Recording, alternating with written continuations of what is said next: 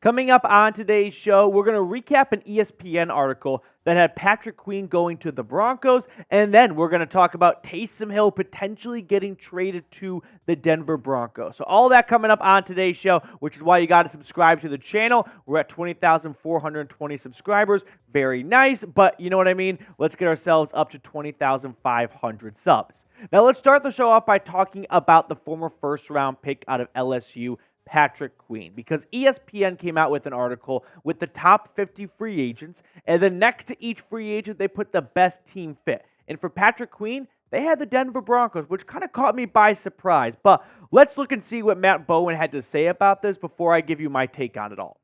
With Josey Jewell hitting free agency, the Broncos could opt to replace him with Queen, who can clean up in the run game, drop in coverage, and create pressure on blitz stunts.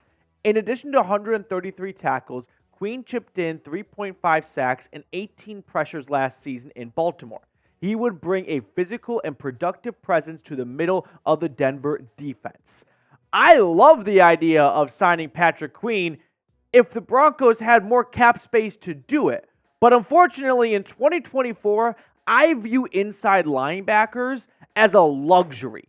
When you are on a cheap rookie contract kind of team, or you are one piece away from going all the way, then you go pursue a very expensive inside linebacker. But Denver is not in either one of those camps. They've got Russell Wilson's $85 million dead cap hit set to hit the books pretty soon. They don't have a cheap rookie contract QB like Brock Purdy and the 49ers, and they aren't one piece away. The timing is just not right. Is Patrick Queen a really good player? Yes, he is. Why the Ravens declined his fifth-year option, I don't fully understand. I know they just paid Roquan Smith, but man, Patrick Queen is a really mean MFer that is an awesome linebacker in this league that's been very productive. He has not missed a single game in his 4-year career so far. He's been able to get after the quarterback, stop the run. He's a well-rounded linebacker with a lot of tools in his chest. The issue is, I don't see a way Denver could afford him. Like, do they have the money? Yes, they have the richest owners in the NFL. Even if they want to get below the salary cap, they could probably figure it out. But again, I go back to inside linebacker is a luxury position to spend a lot of money on. PFF projects he's going to get a $72.5 million contract spread over 4 years. That's $18.1 million. And keep in mind, Denver just extended Alex Singleton last offseason. So that's a lot of resources going to the inside linebacker position, which is already being devalued every single year. And then once again, I remind you guys, inside linebacker is usually not the spot where you begin to build a defense around. Denver's got to get good up front in the trenches. They got to get some more pass rushers. And they also got to get some dead money off their books. And this is not the year to go out and sign a $72.5 million linebacker when you are not an inside linebacker away from going on a deep playoff run. So what's the more likely option to replace Josey Jewell? It's the guy they drafted last season, Drew Sanders. Now, I know they have flirted with moving him to outside linebacker, although I could see them pivoting back to inside linebacker and so on and so forth. But ultimately, when you look at Denver's inside linebacker room, just their linebacker room in general, Josey Jewell set to hit free agency. Even if Denver's not that confident in Drew Sanders taking over for him, I think they would are much more likely just to re-sign Josey Jewell to a cheap 1-year, $4 million contract compared to giving $72.5 million to Patrick Queen. So now I want to get your opinion on this subject. This is the pinned comment, so scroll on down and let me know. Should the Broncos sign Patrick Queen?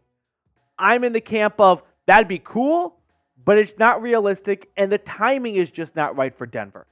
You sign Patrick Queen, you got an awesome inside linebacker, but I don't think you're any closer to winning 10 or 11 games as a result. But if this was a team that had an awesome quarterback in place and just felt like, hey, we lost in the playoffs and we're a little bit short on defense, let's go get a big impact players, then yeah, you got my approval. But that's not the case for going into 2024. Now we have one more big story to get to on today's show, including Taysom Hill coming to Denver potentially. But first, I want to give a shout out to our sponsor today, which is Prize Picks. Prize Picks is daily fantasy made easy. And let me tell you, it is super easy. All you do is pick 2 to 6 players and then choose more or less on their projected stats. Now, as a big seam head myself, I was looking at some of the upcoming MLB more or less season-long predictions, and I think one of the cool features about Prize Picks is you can do season-long stat projections. So that way, even if the Rockies or your favorite team aren't doing very well after April or May, you still have something to root for all season long into September. So get started with Prize Picks today, and you can ride with my selections. You can fade them. Whatever it is, just make sure you do it at prizepicks.com/CLNS and use code CLNS for a first-time deposit match up to $100. Switching gears, let's talk about Taysom Hill. So, ironically enough, our producer today is Trace Gerard. He hosts our Saints channel here at Chat Sports, and something he has talked at length about over the last couple of weeks is the gymnastics the Saints are going to have to do to get below the salary cap, because they are $84-ish million over the cap. And one rumor that's been tossed out there is a Taysom Hill trade. And it does not take a rocket scientist to go, Taysom Hill could be traded. I wonder who could want Taysom Hill. Oh, I don't know. How about his old coach, Sean Payton?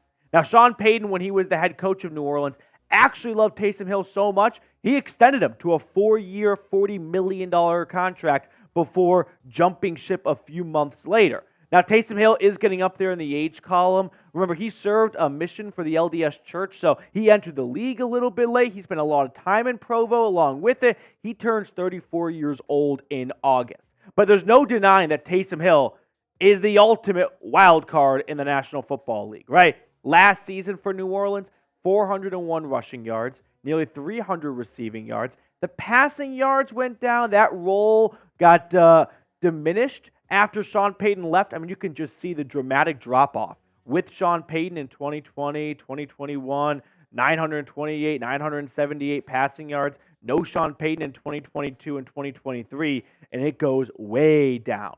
But with Sean Payton at the helm, you cannot rule out the Broncos for exploring a trade for Taysom Hill, especially when you take into account that this Broncos offense last year, it lacked explosive plays. Like, you had the Marvin Mims big play against the Commies back in week 2 of the season, but after that, it felt like there was not a whole lot of big plays going on through the air, not a lot of excitement altogether.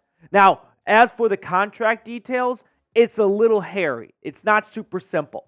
New Orleans has done one thing and one thing very well, kicking the can down the road lately, which means their cap hits have ballooned up towards the end of their contracts. In fact, if the Saints were to trade Taysom Hill before June 1st, they don't save any money at all. It's actually negative $1.1 million in cap savings. However, if they trade him after June 1st, they could save $10 million in 2024 while splitting around $16 to $17 million in dead cap over 2024 and 2025. So this would likely be a post-June 1 trade if it ever did come to fruition. Now, there is no secret that there has been a long pipeline from Denver or New Orleans to Denver. I mean, just look at the coaching staff that is with the Broncos that at one point served under Sean Payton. Joe Lombardi, offensive coordinator, your offensive line coach, your outside linebackers coach, your tight ends coach, all with the Saints at some point. Assistant head coach, Mike Westhoff, he was also in New Orleans. Your senior assistant offensive analyst, Pete Carmichael, most notably the Saints OC for over a decade. Senior defensive assistant, Joe Vitt, also with the Saints for a long time. Your pass game coordinator, John Morton. Your assistant special teams coach, Chris Banjo. Your strength and conditioning coach, for crying out loud, came over from New Orleans. So, there is no secret that Sean Payton loves to bring the pass with him to Denver. He even did a bunch of players this past season, right? Not all of them made the roster, but at one point, Denver signed Tony Jones, Dwayne Washington, Marquez Callaway, Lil Jordan Humphrey, traded for Adam Trotman, signed Chris Manhertz, signed Will Lutz, traded for Will Lutz, but signed Brett Maher. At some point, all these guys are on the Broncos roster, but all of them have one thing in common. They all played for Sean Payton in New Orleans at some point. So what does a trade look like now, to kind of put a bow on this thing? I'm not really sure, to be honest with you, how much Taysom Hill runs. He's older. He's going to turn 34 in August. He's got a decent contract. I think a 6th-rounder and a future 6th, since it'll be a post-June 1 trade most likely, probably gets him out of New Orleans. Probably helps the Saints a little bit by freeing up $10 million in cap space and moving on from a Sean Payton player that I'm not convinced this current regime is in love with for how much they are paying him. So this could be a bargain, or it could be a whole lot of nothing if ultimately Father Time catches up to Taysom Hill. But let me know, would you do this trade? Hill to Denver for a 6th-round draft pick. Keep in mind, Taysom Hill has 2 more years beyond 2024 on his contract. So you're not getting him for cheap. Like, he's going to be a decent addition to your books and whatnot for the contract. But overall, just from a player perspective, do you like this deal? Deal or no deal? That will do it for us on today's show. I really appreciate those of you that take time out of your day to come hang out with us here. We're going to sign off and let you get back to the rest of your boring Tuesday.